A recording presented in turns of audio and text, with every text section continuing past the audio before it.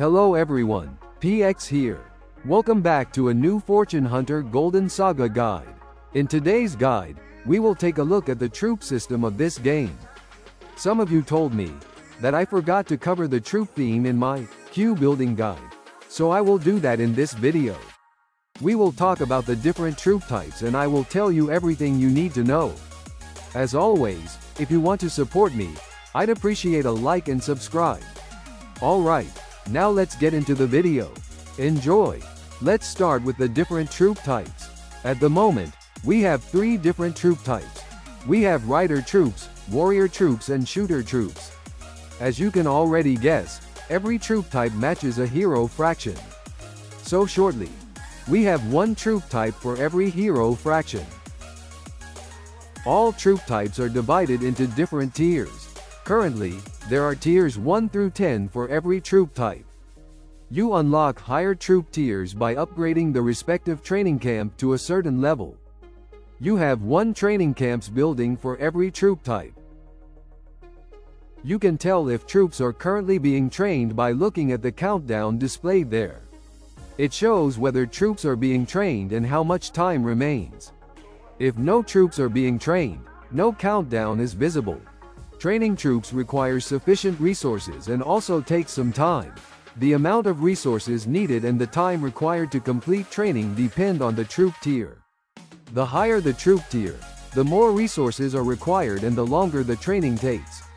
You can increase the number of troops trained at once, and reduce training time, by researching specific areas. The main difference between the various troop tiers lies in their stats. You can view these by tapping the small book icon.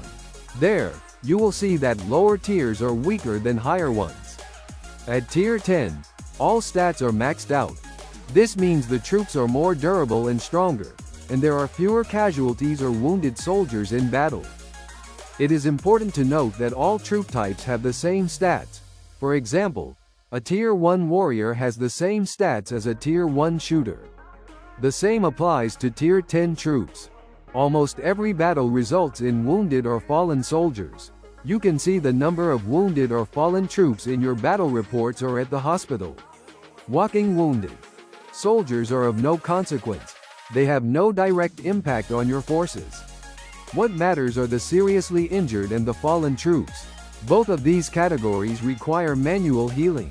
Seriously injured troops are sent to the clinic, where they can be healed relatively quickly.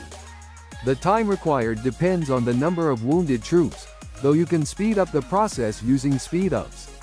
Fallen soldiers are sent to the emergency hall. These troops are in critical condition and also require healing.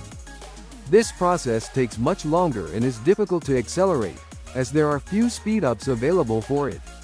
Both buildings have a specific capacity that increases when you upgrade the clinic. Wounded troops exceeding the emergency hall's capacity are permanently lost and cannot be recovered.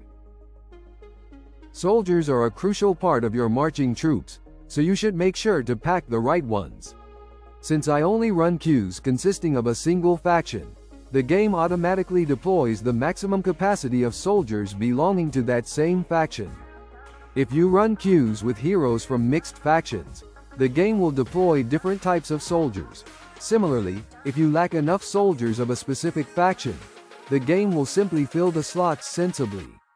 The key is to always utilize the queue's full soldier capacity and, ideally, use the soldier type that matches the hero's faction. If you want to see how many troops you have, you can go to the rally hall. There you can see all your troops. It shows you also how many troops you have trained because there's a limit of how many troops you can train. Once you reach this limit, you can continue training soldiers, but they will be sent to the reserve barracks to gather. You can rotate, swap, or bench your soldiers there at any time. This effectively imposes a limit only on active duty soldiers, allowing you to build up a large reserve force. The capacity of both buildings increases with level upgrades. That are all basic informations you need.